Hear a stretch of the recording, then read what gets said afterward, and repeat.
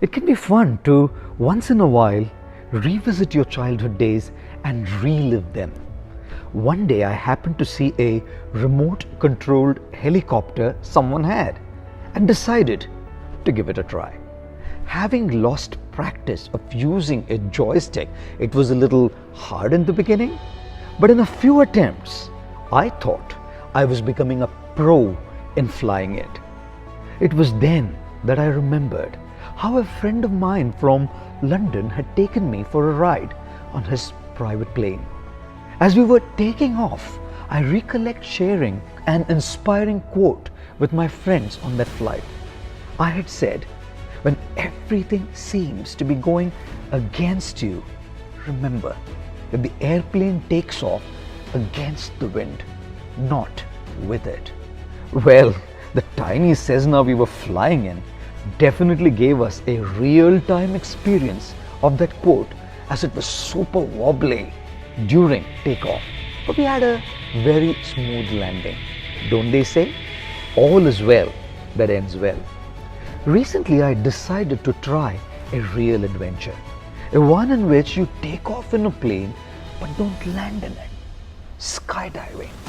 The night before, I'm lying in bed, visualizing myself jumping off the plane, thinking, what if the parachute doesn't open? What if it opens but malfunctions when we are in the air?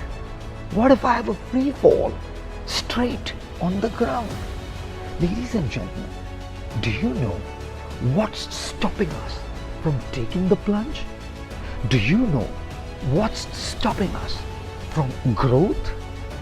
2 words. What if? What if I fail? What if I lose? What if people mock me? What if he or she says no? What if life will pass away and our minds will stop us from realizing our truest and fullest potential?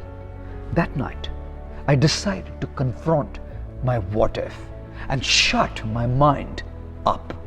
I asked myself, do you want the experience of jumping off a plane?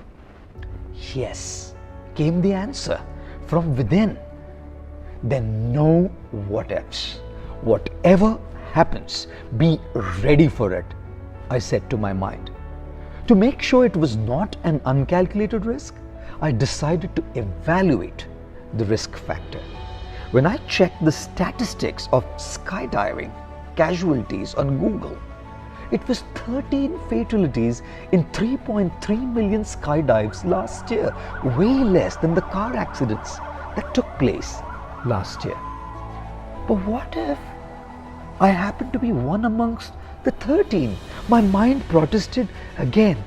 Then lie down here in bed, snoring and being a couch potato, missing the exhilarating experience in your life, I told my mind. As I drifted away into sleep, crossing the crippling boundary of what ifs, I remember telling myself, look darling, your skydiving support tomorrow is an expert. He has had several years of experience with thousands of skydives and not a single casualty to his record. Relax, take it easy.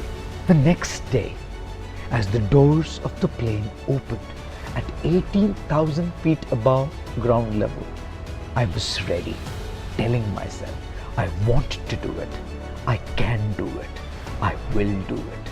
I remember standing at the edge of the plane door, now fearlessly looking down, and then we jumped. That free fall was the most liberating experience of my life. Liberation from the two paralyzing words, what if? As we floated in the air, feeling light like never before, the parachute opened, and I thought to myself, today the parachute is opened and so has my mind. Open your minds. Face those things that are holding you back. Cross the limiting boundaries of your what ifs. Believe me, an amazing life waits ahead on the other side of what ifs.